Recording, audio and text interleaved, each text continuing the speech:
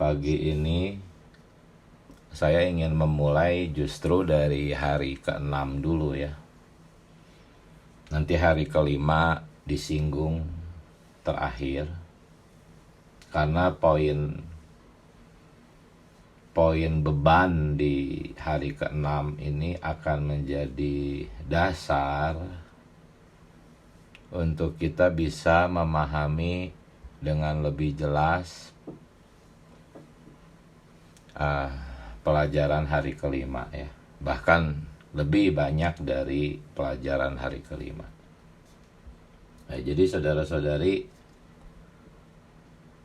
hari ke-5 dan hari ke-6 itu membicarakan kitab Kolose. Ya, bahkan beberapa waktu yang lalu pun tetap berdasar pada kitab Kolose. Ya, di dalam pelajaran hayat Kolose berita yang ke-5, saudara kita berkata bahwa kitab Kolose itu wahyu yang tertinggi dari Kristus. Wahyu tentang Kristus yang tertinggi itu adanya di kitab Kolose. Seperti gunung yang tertinggi di antara semua gunung. Wahyu yang tertinggi di antara semua kitab dalam Alkitab ada di kitab Kolose. Makanya di dalam kitab Kolose itu ada banyak pernyataan-pernyataan Paulus yang tidak terdapat dimanapun dalam kitab-kitab lainnya di dalam Alkitab. Ya, semoga kita bisa menikmati berita pagi ini. Ya, tidak terlalu mudah, tetapi jikalau kita bisa mencicipinya, menikmatinya, maka menurut garis besar ya, dikatakan ini akan merevolusi kita ya, melihat keutamaan Kristus di dalam kitab Kolose itu akan merevolusi kehidupan kita. Jadi tidak heran saudara-saudari ada ungkapan-ungkapan yang sulit di dalam FKKP hari ke-6 khususnya ya.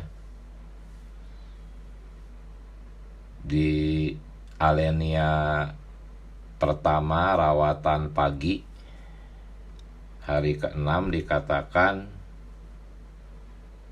Kristus adalah yang utama. Ia memiliki tempat pertama dalam segala sesuatu.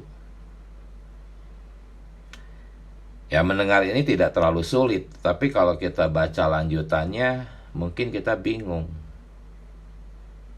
Ya, bahwa Kristus memiliki tempat pertama dalam segala sesuatu, baik dalam ciptaan lama maupun dalam ciptaan baru. Kalau mengatakan Kristus memiliki tempat pertama dalam ciptaan baru, ini mudah kita pahami ya. Tetapi Kristus memiliki tempat pertama juga dalam ciptaan lama. Nah, ini yang sulit. Ya, mungkin kalau saudara-saudari acuh tak acuh ya sudah lewat aja. Ya, tapi jangan seperti itu. Tadi kita doa baca 2 ayat kan. Kolose 1 ayat 15. Kalau dibaca menurut teks aslinya itu bahwa dia itu yang sulung dari segala ciptaan. Itu Kolose 1 ayat 15. Dia yang sulung dari segala ciptaan. Ini ciptaan apa? Ini bukan ciptaan baru. Ya, ini adalah ciptaan lama dan baru. Ya, ingat, dia yang sulung dari segala ciptaan. Ya. Segala ciptaan ini tidak dijelaskan bahwa ciptaan baru. Kalau yang ayat 18-nya itu baru. Adalah ciptaan baru.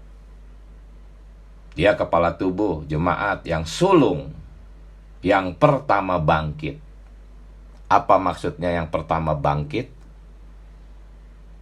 Ya, ciptaan baru, karena ciptaan lama itu tidak melewati proses kebangkitan yang seperti ciptaan baru.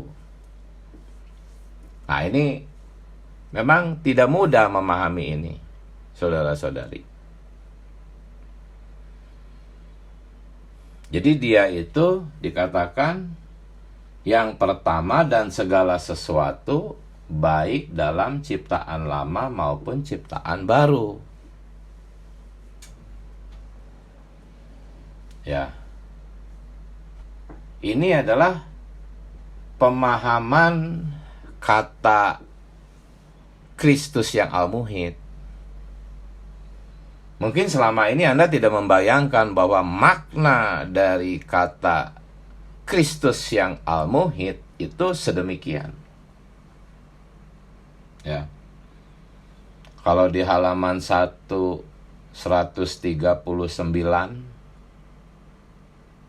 ya, pembacaan hari ke-6, itu makna kata al-muhid yang mungkin Anda tidak pernah bayangkan. Dikatakan dia juga adalah yang al-muhid. Ya. Kristus adalah realitas. Segala hal positif dalam alam semesta. Bukan dalam gereja. Ya, jelas di dalam gereja dia adalah realitas. Tetapi perkataan al-muhid itu bukan mencakup hanya gereja yang adalah ciptaan baru, tapi juga mencakup ciptaan lama, yaitu alam semesta. Tetapi hanya hal yang positif, ya. Sekali lagi, kitab Kolose ini memang kitab yang puncak tertinggi, wahyu tertinggi. Kita bisa melihat hal-hal yang tidak disampaikan di kitab-kitab lain. Ya, dilanjutkan di halaman 139. Jika kita mengenal Alkitab dan ekonomi Allah, kita akan menyadari bahwa Kristus adalah langit, bumi, matahari, ya, hayat, terang, bintang, pohon-pohon, bunga-bunga, air, udara, makanan. Oh Tuhan Yesus, membaca ini saya jadi terbeban gitu untuk menyoroti perkara ini gitu. Agar kita semua, walaupun tidak terlalu mudah, ya sedikit banyak bisa memahami maksud perkataan sulit ini, ya. Kristus adalah langit, bumi, matahari, hayat, pohon-pohon, bunga, segala sesuatu. Bahkan di pelajaran hayat kitab Kolose lebih banyak lagi. Segala binatang itu juga Kristus, kata saudara kita. Dilanjutkan, benda-benda materi merupakan lukisan dari apa adanya Dia bagi kita. Ya. Dan bukan hanya hal-hal yang bersifat materi seperti tadi ya, matahari, hayat, terang. Hayat di sini tuh maksudnya segala jenis hayat, bukan hayat Allah ya. Pohon-pohon, bunga, bukan hanya itu. Tetapi juga di dalam gereja Kristus tuh Anda dan saya dikatakan. Jadi karena memang FKKP kita ini didasari oleh kitab Kolose, ya wajar jadi sangat sulit gitu perkataan-perkataannya, karena kitab Kolose itu kitab yang tertinggi ya, wahyu puncak. Oh Tuhan Yesus. Jadi apa maksud Saudara Li? Apakah ini ajaran Saudara Li? Bukan, saudara-saudari. Ya. Banyak orang menuduh ini ajaran Saudara Li yang bersifat panteisme. Apa panteisme? Panteisme itu terdiri dari dua kata, yaitu pan dan theos. Pan itu berarti segala sesuatu. Theos itu berarti dewa atau Allah. Jadi paham panteisme itu mempercayai bahwa segala sesuatunya itu Allah gitu. Nah, itu adalah kepercayaan iblis. Itu ajaran setan-setan, saudara-saudari. Kita menolak ajaran panteisme. Ya, tetapi dasar Saudara Li mengatakan bahwa segala sesuatu, baik ciptaan lama, ciptaan baru, yang positifnya ya, itu adalah Kristus, itu menurut kitab Kolose. Ya, ada banyak ungkapan sulit memang di dalam kitab Kolose, yaitu di dalam Kolose 1 ayat 17. Ya, di dalam kitab Kolose 1 ayat 17 dikatakan bahwa segala sesuatu ada di dalam Dia. Nah, segala sesuatu di sini apa maksudnya ya? Yang disebut di ayat 16 yaitu segala ciptaan. Bukan hanya ciptaan baru, tapi juga segala ciptaan gitu. Bukan hanya gereja, tapi semua alam semesta itu ada di dalam Dia. Itu kata Kolose 1 ayat 17. Nah, kata ada, kalau di Alkitab versi pemulihan,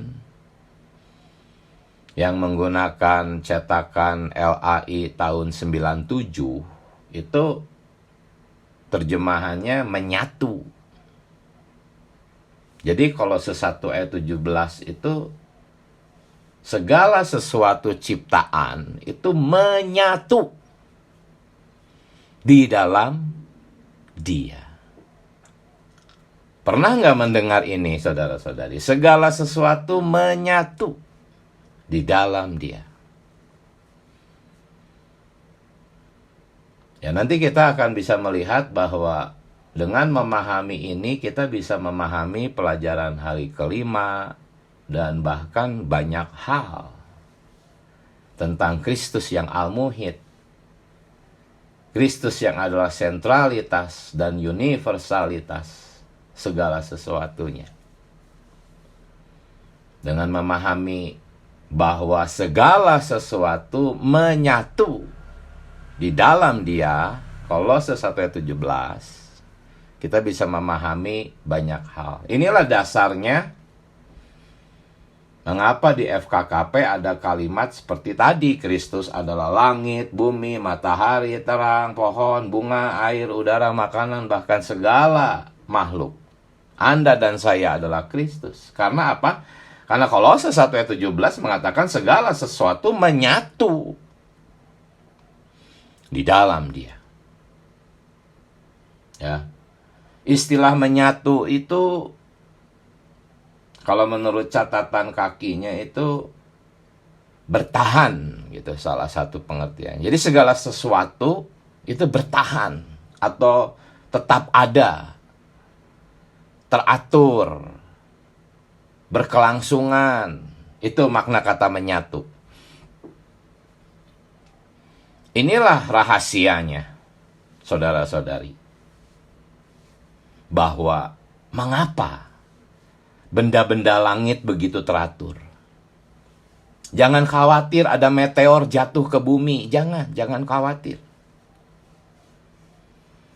Bisa saja itu terjadi, tetapi setelah Tuhan mengangkat gerejanya. Ya, setelah Tuhan melindungi gerejanya. Tetapi fakta bahwa alam semesta itu bisa teratur, ya, bertahan sampai hari ini. Ya, para ilmuwan menyelidiki ini. Kita lebih tahu daripada mereka, para ilmuwan yang hebat itu, bahwa kenapa bisa teratur. Karena Kolose 1 ayat 17 berkata segala sesuatu menyatu di dalam Dia. Kalau ada satu aja yang di luar Dia, yaitu iblis. Ya. Tetapi di dalam salib, iblis ini menyatu dengan Kristus dan dihancurkan di atas salib. Bahkan unsur negatif itu pun, ya, menyatu dengan Tuhan dan dibawa ke atas salib, dibereskan di sana. Itu juga salah satu pengertian di hari kelima. Ada satu perkataan bahwa salib adalah satu-satunya jalan. Ya, memang hanya iblis yang tidak teratur. Seluruh alam semesta teratur. Gitu. Ya. Iblis sementara waktu saja menyatu dengan Tuhan, dibawa ke atas salib, dihancurkan di sana. Tapi setelah itu, yang ada hanya keteraturan dan hal positif. Segala sesuatu, hal positif, realitasnya adalah Kristus. Ya. Apa maksudnya segala hal yang positif? Kristus adalah realitas dari segala hal yang positif. Artinya kecuali iblis, segala sesuatunya adalah Kristus. Segala sesuatu menyatu di dalam Dia sampai kekal. Ya, ketika Kristus menjadi daging, sebetulnya iblis tidak menyatu di dalam Kristus. Menyatunya itu secara terpisah gitu. Seperti Anda menggendong satu tas ransel. Itu tidak menyatu dengan Anda. Di satu sisi memang menyatu dengan Anda menggendongnya. Tetapi di sisi lain tidak menyatu karena Anda dengan tas itu terpisah. Jadi itu maksud untuk sementara waktu iblis menyatu dengan Kristus, dibawa ke atas salib. Tetapi menyatunya dengan cara yang berbeda, dengan menyatunya Kristus dengan segala ciptaan. Ya. Kalau kita membaca mulai dari ayat 16, dikatakan segala sesuatu itu diciptakan kecuali iblis, ya, di dalam Dia. Bukan oleh Dia loh, di dalam Dia. Ya memang segala sesuatu diciptakan oleh Dia, tetapi Dia menciptakan segala sesuatu itu di dalam Dia. Jadi ya semoga saudara-saudari ya masih tetap mau mendengarkan ini. Ini semua kitab Kolose, ya. Jadi sekali lagi saudara-saudari, Segala sesuatu itu menyatu dengan Kristus. Ya. Menyatu di sini artinya segala sesuatu yang positif itu, kecuali iblis, itu ada di dalam Kristus. Diciptakan di dalam Kristus. Kolose 1 ayat 16. Kristus itu seperti semacam ruangan, dan segala ciptaan itu ada di dalam ruangan itu. Kristus itu ruangannya, gitu, ruang lingkupnya. Kenapa saya menekankan ini? Nanti kita akan bisa memahami pelajaran hari kelima dengan mengenal fakta yang dicatat dalam kitab Kolose. Saking mempelajari alam semesta, ya, Albert Einstein berkata bahwa ya, Tuhan itu alam semesta. Jadi Einstein itu penganut panteisme. Panteisme itu pelopornya itu seorang yang bernama Spinoza. Einstein berkata, saya percaya Tuhan, tetapi Tuhannya Spinoza, katanya. Karena panteisme itu ya seperti tadi, mempercayai segala sesuatunya adalah Allah. Dan Einstein mempelajari keteraturan alam semesta, begitu teratur gitu. Pengetahuan Einstein tentang alam semesta itu jauh di atas rata-rata. Jadi kalau ingin mempelajari keteraturan alam semesta, belajarlah dari Einstein. Boleh. Nanti akhirnya kita akan mengapresiasi Kolose 1 ayat 17. Bahwa segala sesuatu menyatu di dalam Dia. Di aspek ini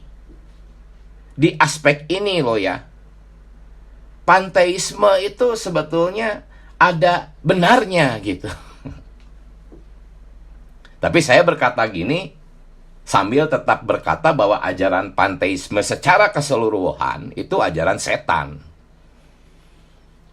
Karena panteisme kebablasan, bahwa mempercayai matahari itu Allah gitu. Anda dan saya Allah, itu babi, ular itu Allah. Tetapi di sisi lain, Einstein itu melihat keteraturan alam semesta sedemikian rupa sehingga dia percaya bahwa alam semesta itulah Allah gitu. Kalau bukan Allah, mana ada yang bisa teratur seperti itu. Jadi bukan ateisme si Einstein itu. Luar biasa nggak kitab Kolose, saudara-saudari? Segala sesuatu diciptakan di dalam Dia. Ayat 16. Ayat 17-nya berkata, menyatu dengan Dia. Wah, para ilmuwan itu banyak yang percaya Tuhan, saudara-saudari. Termasuk Einstein pun percaya Tuhan, hanya dia percayanya itu ya hanya seputar di alam semesta. Dia tidak masuk lebih dalam seperti kita gitu. Bahwa ternyata Tuhannya itu bukan hanya ada di alam semesta, tetapi juga wujud yang paling mustikanya itu ada dalam gereja. Nah, ini Einstein nggak melihat sejauh kita. Panteisme hanya melihat sedikit. Alam semesta begitu teratur. Artinya ini bukan kebetulan. Einstein berkata Allah tidak bermain dadu gitu. Kalau segala sesuatu yang kebetulan nggak mungkin teratur gitu. Jadi kesimpulannya, Ya, panteisme itu percaya Allah gitu. Bukan ateis, bukan. Tetapi saking sedikitnya, akhirnya kebablasan menjadi sesat, menjadi ajaran setan. Ini dari tadi saya sedang membahas kitab Kolose, saudara-saudari. Ya, Kolose 1 ayat 16, 17, segala sesuatu diciptakan di dalam Dia, segala sesuatu menyatu, artinya tuh bertahan, berkelangsungan, teratur, tetap ada. Itu karena segala sesuatu menyatu, dan segala sesuatu di sini bukan hanya ciptaan baru, tetapi juga ciptaan-ciptaan yang bersifat materi, yaitu alam semesta. Kalau saudara-saudari membaca hari ke-6 ya seperti itu. Nah, jadi sekarang kita lebih jelas lagi memahami Roma 1 ayat 20. Roma 1 ayat 20 itu sekarang jadi lebih jelas bagi kita bahwa sifat-sifatnya yang tidak terlihat, yaitu kekuatannya, kuasa ilahinya, itu dapat dilihat dari ciptaannya, dari segala ciptaannya. Sebetulnya inilah yang dilihat oleh Einstein. Tetapi dia hanya melihat ya seputar ciptaan materi itu saja, sehingga tidak bisa melihat lebih dalam dan lebih tinggi seperti kita. Bahwa dia itu sebetulnya yang paling mustikanya tuh adalah dalam gereja, ciptaan baru. Jadi nanti saudara-saudari di Yerusalem baru itu tetap menyatu seluruh alam semesta itu. Menyatu dengan Dia.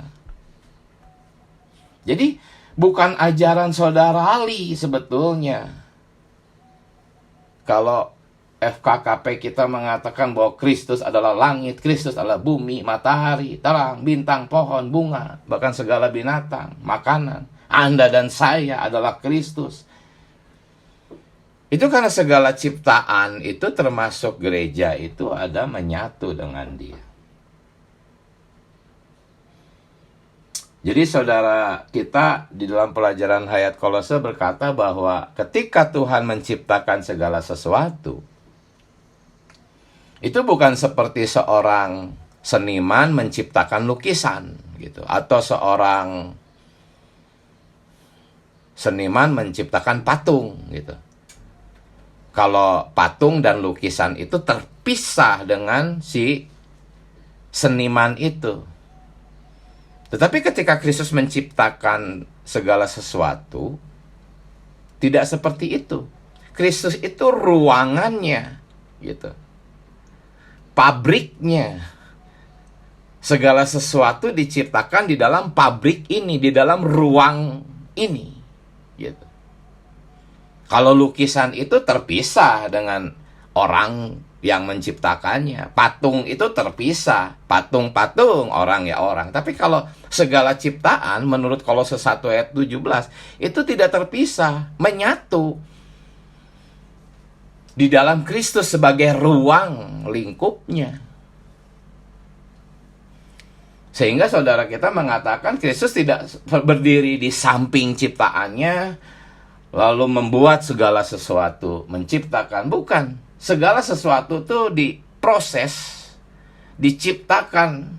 Proses penciptaannya itu di dalam Kristus sebagai ruang lingkup. Apa sih segala sesuatu? Segala sesuatu itu yang ada di ayat 16, ya. Yang ada di sorga dan yang di bumi. Maksud di sorga itu di langit, ya. Kata sorga itu artinya sebetulnya langit. Segala sesuatu yang di surga dan di bumi, ayat 16. Yang kelihatan, yang tidak kelihatan, semua pemerintah, ya, malaikat-malaikat, semuanya menyatu, ya, kecuali iblis. Menyatu. Inilah yang dimaksud Kristus adalah realitas segala hal positif. Nah, dari tadi saya menekankan perkara Kristus sebagai segala sesuatu dalam ciptaan lama. Nah, sekarang Kristus juga sebagai segala sesuatu dalam ciptaan baru, yaitu di dalam gereja. Nah, untuk memahami ini kita tidak terlalu sulit. Kita sudah sering berbicara bahwa Anda dan saya adalah Kristus. Ya, kaum saleh yang paling lemah pun adalah Kristus. Tetapi di dalam kaum saleh, Anda dan saya juga termasuk, masih ada unsur iblisnya. Nah, unsur iblis inilah yang dibawa ke atas salib. Itulah yang dimaksudkan bahwa salib adalah jalannya. Saudara-saudari, hari ini di dalam alam semesta dan di dalam Anda dan saya umat pilihan Tuhan, masih terkandung hal negatif. Satu-satunya hal negatif itu adalah iblis. Malaikat-malaikat yang mengikut dia pun sebetulnya esensinya adalah karena mereka tercemar oleh unsur iblis. Satu-satunya hal negatif adalah iblis. Dan satu-satunya jalan untuk menanggulangi semua hal negatif adalah salib. Ini yang disampaikan di hari kelima. Ya. Nah, Tuhan Yesus, salib itu apa sih kalau dalam pemahaman ini? Salib itu semacam kayak apa? Filter ya. Filter yang memisahkan hal negatif dengan hal positif. Ingat, hal positif ini segala sesuatu, bukan hanya gereja.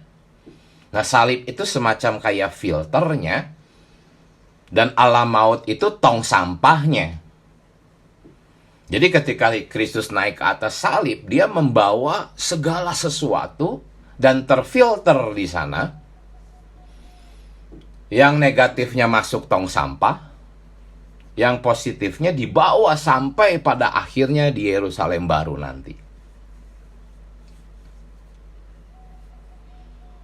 Ya, tetapi hari ini salib itu masih bekerja. Nanti di Yerusalem baru nggak ada salib gitu. Tapi sekarang masih harus ada salib. Karena di dalam diri kita tuh masih banyak unsur-unsur setaninya. Di dalam alam semesta itu banyak unsur setannya. Tetapi kuncinya ada di dalam anak-anak Allah. Anak-anak Allah itulah inti segala ciptaan. Ketika anak-anak Allah dimuliakan, maka segala ciptaan itu ikut bergirang menurut kitab Roma. Kenapa? Karena unsur iblis itu akhirnya habis, dibuang ke tong sampah alam maut. Sudah, sampai akhirnya salib tidak dibutuhkan lagi di Yerusalem baru. Nah, di hari kelima, salib itu ada banyak di dalam kehidupan kita. Ya. Kalau kita sedang melakukan satu perlombaan rally ya, ada banyak pos-pos di tengah jalan. Ya, kita harus melewati pos demi pos untuk sampai ke sasaran. Posnya ada banyak. Nah, satu pos ya itu adalah satu salib. Kalau di dalam hari kelima tuh persimpangan, maksudnya tuh belokan ya. Kita tuh inginnya kan lurus aja, tenang. Tidak, ada banyak persimpangan, ada banyak belokan. Bahkan kadang-kadang belokan yang mendadak gitu. Kita udah tenang-tenang, tiba-tiba belok secara mendadak, kaget, kita shock gitu. Itu semua adalah persimpangan-persimpangan yang adalah salib-salib. Ada banyak salib. Tetapi itu salib itu berfungsi seperti filter. Makin lama itu tersaring, unsur negatifnya itu terbuang, makin lama akhirnya kita bersih. Sudah nggak butuh salib lagi. Nah, di mana Anda mau dibersihkan? Di zaman sekarang atau nanti di pendisiplinan 1000 tahun? Lebih baik Anda dibersihkan di zaman sekarang. Walaupun tidak 100% bersih, yang penting memadai gitu, ya. Sampai masih masuk ke dalam kategori pemenang. Matang. Ada memang yang lebih matang, tapi cukup matang bisa menang. Jadi hari ini jangan menghindar salib. Segala sesuatu tuh terapkan salib. Semua aktivitas. Bahkan dikatakan di hari kelima ketika mau tidur pun terapkan salib. Maksudnya apa? Salib itu filter, saudara-saudari. Ya, akhirnya dalam pengalaman kita bagaimana? Ketika kita menghadapi apapun, bekerja, melakukan aktivitas apapun, menghadapi peristiwa apapun, terapkan salib. Ya. Oh Tuhan Yesus, katakan kepada Tuhan, Tuhan, aku tidak mau membawa unsur alamiah dalam aktivitasku hari ini. Aku tidak mau membawa unsur dosa di dalam aktivitasku hari ini. Ketika ada peristiwa yang buruk, katakan, Tuhan, terima kasih. Engkau sedang menyaring aku. Engkau sedang memfilter aku. Silahkan, Tuhan. Aku tidak memberontak, aku tunduk, aku taat. Aku percaya semua ada di dalam belas kasihan-Mu yang berdaulat. Nah, ketika kita demikian, maka satu pos terlewati, satu persimpangan terlewati. Ya, beberapa unsur negatif terfilter, terbuang ke tong sampah. Terus demikian, ada banyak persimpangan sampai akhirnya kita mencapai sasaran. Sasaran kita adalah memasuki kerajaan 1000 tahun. Bukan Yerusalem baru, kalau ke sana udah pasti kita mencapai. Ya, jadi apa yang saya sampaikan di sini sudah mencakup berita hari kelima dan hari keenam. Nah, sekarang saudara-saudari silahkan berbagi nikmat. Apapun yang saudara-saudari dapat, sedikit atau banyak, bagikan. Jangan takut, jangan ragu. Semakin Anda membagi nikmat, semakin Anda jelas. Haleluya. Saya izin undur. Haleluya, silahkan. Amin. Maaf, Saudara Didi, apakah boleh bertanya? Ya, silakan. Ya, tadi Saudara mengatakan memang faktanya demikian ya, bahwa segala hal yang positif itu ada di dalam Kristus ya. Bagaimana Saudara setelah dosa masuk, alam semesta ini dicemari oleh musuhnya, apakah segala sesuatu juga masih ada di dalam Kristus, termasuk dosa kita, jiwa dosa kita, alam semesta yang tercemar ini, apakah masih ada di dalam Kristus? Ya, makanya tadi saya menyampaikan dua makna menyatu kan, yang saya ilustrasikan seperti tas ransel itu. Jadi di satu aspek menyatu yang positif itu seperti segala benda menyatu di dalam satu ruangan. Tetapi iblis tidak ada di dalam ruangan itu. Nah, itu makna menyatu yang di dalam Kolose 1 ayat 17. Tetapi di sisi lain, di atas salib, Tuhan Yesus menyatukan iblis dengan dirinya. Kalau enggak demikian tidak bisa dibawa ke atas salib. Tetapi bersatunya iblis dengan Kristus di dalam daging itu seperti Kristus memikul satu tas ransel gitu. Saudara Ali pernah menggambarkan bagannya tidak menyatu seperti hal positif tadi. Menyatu di dalam satu ruang lingkup, tidak. Jadi ini dua makna menyatu ya. Semoga jelas saudari. Amin. Amin. Jelas saudara, terima kasih. Amin. Silakan. Saudara-saudari berbagi nikmat. Saya mempersiapkan rekaman. Amin.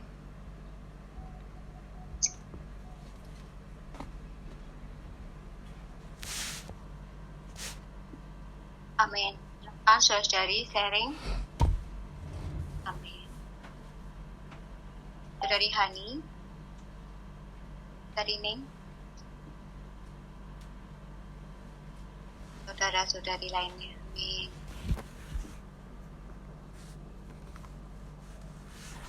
Saudara Lindu, Saudari Lindu, Saudari Tenten, Saudari Len-Len. Amin.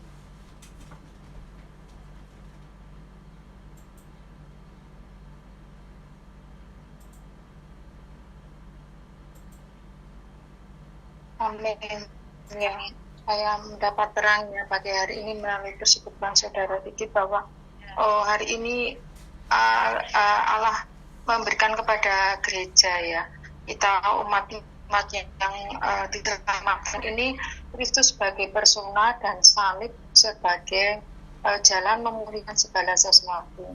Karena kehendak Allah yaitu kerajaan ini harus Allah dapatkan ya. Oh Tuhan Yesus ya, mengucap syukur bahwa pekerjaan Allah di dalam kita hari ini adalah melalui salib ya. Mengucap syukur juga karena salib ini juga terus yang membawa kita kepada perampungan kehendak Allah itu. Ketika hari ini kita mau menempuh penghidupan yang tersalib ini, saudari ya, di atas manusia lama kita, daging kita. Oh Tuhan Yesus, kita memikulnya ini bersama dengan Kristus karena Dia sendiri sudah memikul semua dosa kita, ya pelanggaran kita, kesalahan kita di atas kayu salib, ya agar kita bisa hidup berdasarkan hayat kebangkitannya, saudari ya. Dan melalui hayat kebangkitan ini kita hari ini memikul salib Tuhan ya. Oh ini bukan perkara yang bagaimana repot, bagaimana susah, tetapi kita bersatu selamanya di dalam roh itu, yaitu perwujudan kelimpahan Allah ya, untuk bisa memulihkan segala sesuatu seturut dengan rencana Allah. Puji Tuhan, hari ini persona dan jalannya itu perlu kita ambil ya secara praktis setiap hari, agar kita boleh berbagian secara realitas ya, kerajaan itu di dalam penempuhan kehidupan kita, saudari ya. Ucap syukur ada persona, yaitu diri Kristus. Mengucap syukur ada salib yang sebenarnya sudah Tuhan selesaikan ya, untuk menanggulangi segala perkara negatif di dalam kita. Hari ini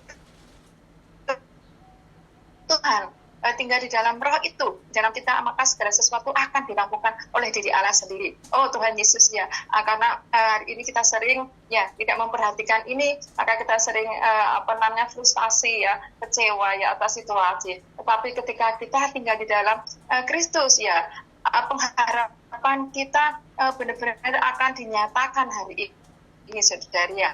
Menikmati kerajaan itu sebagai kerajaan terang, kerajaan yang penuh dengan hayat, kerajaan anak Allah yang terkasih, benar-benar kita bisa nikmati hari ini. Amin. Puji Tuhan, mulia bagi Tuhan.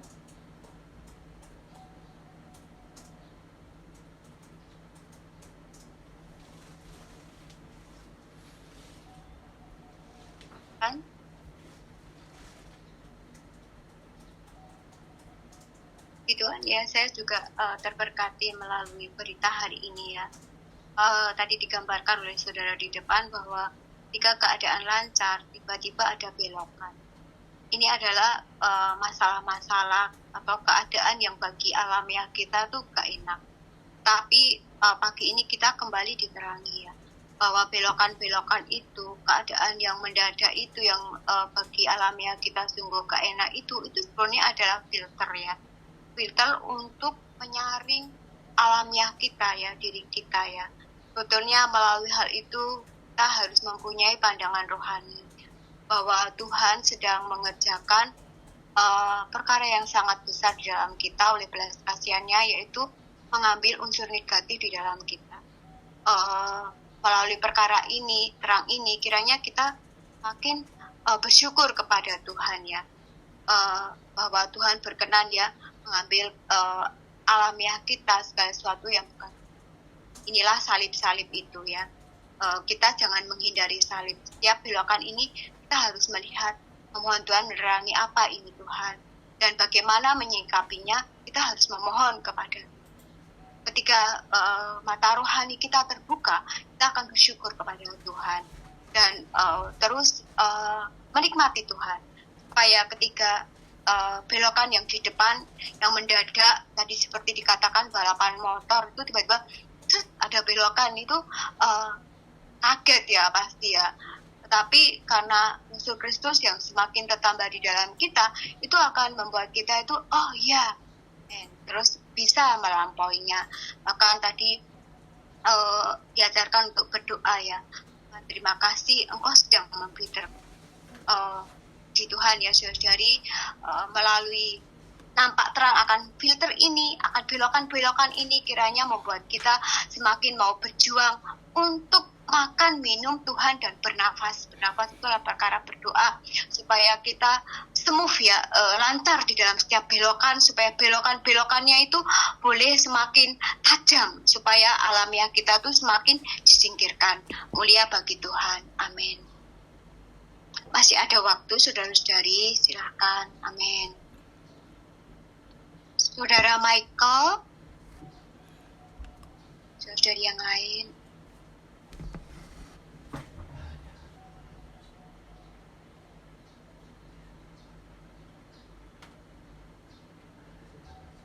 Saudari Sri, Kediri.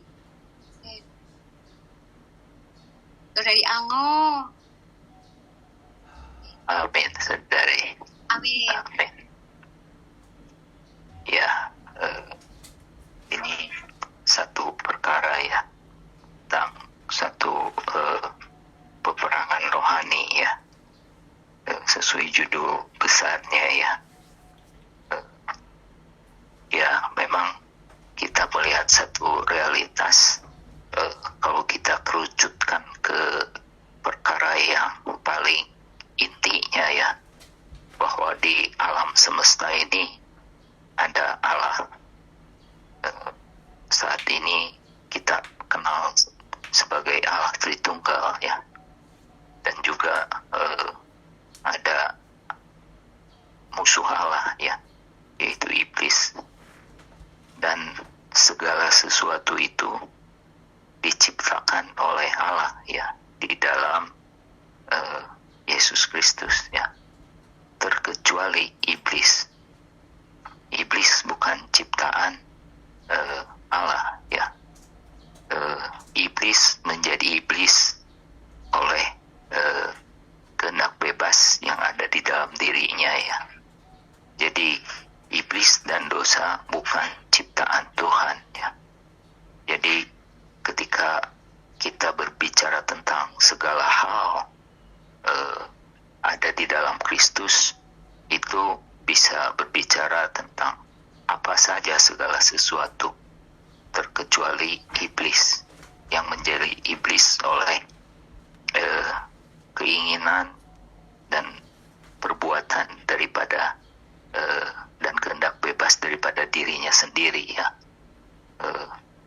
Ya, keterpisahan ini memang sangat penting ya, untuk menyusun kita di dalam pengertian apa yang saya tadi dengar ya dari penjelasan saudara Diki ya di depan ya. Ya, dasarnya Allah bukan yang menciptakan iblis. Bisa kita mendapatkan kejelasannya ya di Yohanes 8 ayat 44 ya, di bagian akhirnya ya, dikatakan bahwa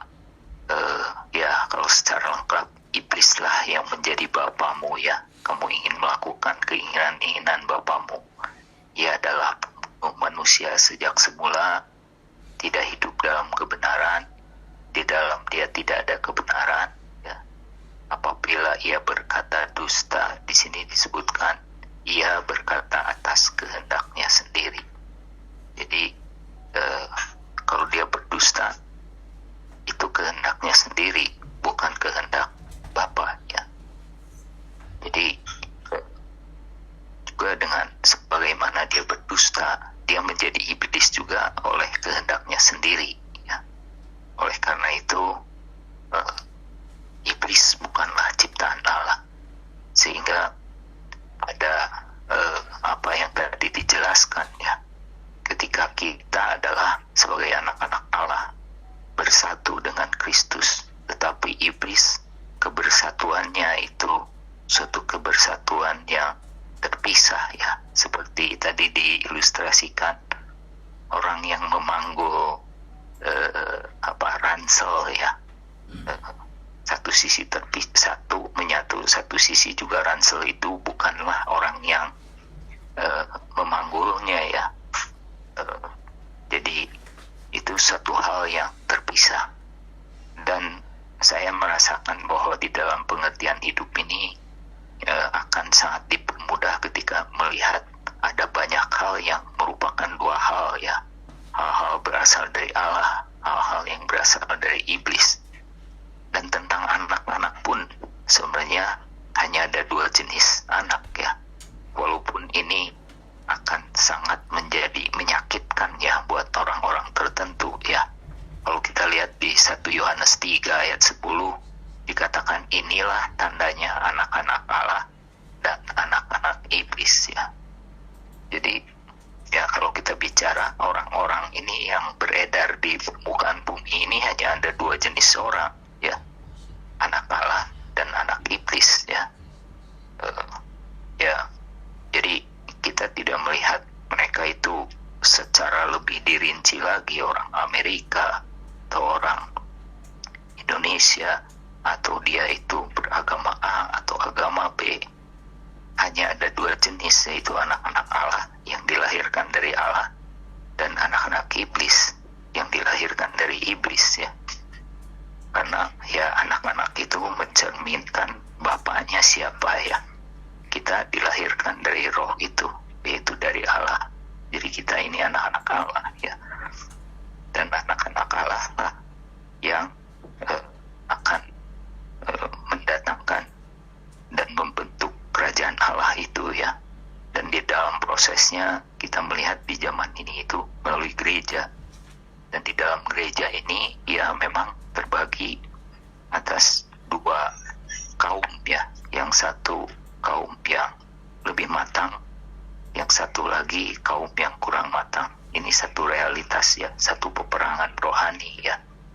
Jadi ya saya bisa merasakan inilah tantangan bagi kita, realitas kita sebagai orang Kristen, ya, hidup di tengah realitas adanya Allah dan musuh Allah, ya. Kita sebenarnya sudah dilahirkan dari Allah, tetapi di dalam diri kita masih ada manusia lama yang berusaha mengendalikan kita. Tetapi jika kita hidup oleh Dia, maka segala keinginan manusia lama itu bisa ditanggulangi, ya, karena Dia itu lebih besar dari segala sesuatu. Amin. Kita doa ya, saudara. Amin. Oh, Yesus, ya Tuhan Yesus, ya Tuhan, sungguh kami mengagumi segala karya agung-Mu, ya Tuhan. Lalu kami melihat realitas di tengah-tengah kehidupan kami, ya Tuhan. Adanya Satan, adanya iblis, adanya anak-anak iblis, ya Tuhan. Namun mata hati kami tertuju, ya Tuhan, dan anak-anak-Mu. Dan ketika kami sungguh menyadari Kau yang memilih kami sejak sebelum dunia diciptakan, ya Tuhan, untuk menjadi anak-anak-Mu. Walaupun kami berproses berproses di dalamnya ya Tuhan. Kami boleh menerima Engkau ya Tuhan, dilahirkan kembali daripada Engkau di dalam ruang dan waktu yang berbeda ya Tuhan, satu dengan yang lain. Namun setiap kami yang dilahirkan daripada Engkau adalah anak-anak Allah ya Tuhan. Oh Tuhan Yesus, bawalah kami ya Tuhan di dalam perjalanan kehidupan kami untuk dapat mengatasi setiap peperangan rohani ya Tuhan, untuk mendatangkan kerajaan-Mu ya Tuhan, melalui hidup gereja yang tepat ya Tuhan, oleh hayat-Mu yang berhuni di dalam diri kami ya Tuhan, yang membawa kami untuk hidup serba tepat dan sesuai dengan rencana dan kehendak-Mu ya Tuhan. Biarlah kami senantiasa melatih diri kami untuk melatih roh kami ya Tuhan, agar senantiasa tunduk taat ya Tuhan. Jiwa kami boleh Engkau kendalikan ya Tuhan oleh roh itu ya Tuhan, satu roh perbauran antara roh kami dan Engkau ya Tuhan. Dan Engkau boleh dipermuliakan di dalam kami setiap individu maupun di dalam korporat sebagai gereja ya Tuhan. Amin. Tuhan Yesus, amin. Amin. Amin. Terima kasih saudara-saudari. Amin. Terima kasih saudara Bibi. Amin. Mulia bagi Tuhan. Amin.